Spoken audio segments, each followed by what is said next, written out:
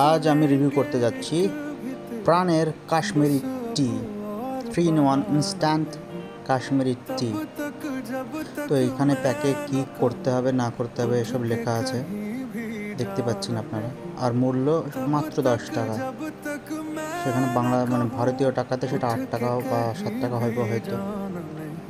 তো প্রথমে পানি গরম করে নিলাম, বয়লিং স্পার্কলিং ওয়াটার।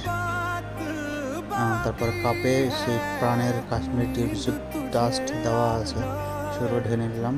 তারপরে সেই গরম জল দিয়ে দেখুন কেমন আসছে।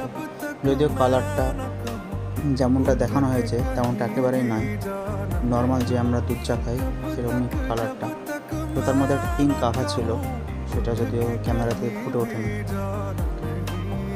তো বলতে চাই যে এর স্বাদটা কিন্তু সুন্দর, খুবই সুন্দর খেতে।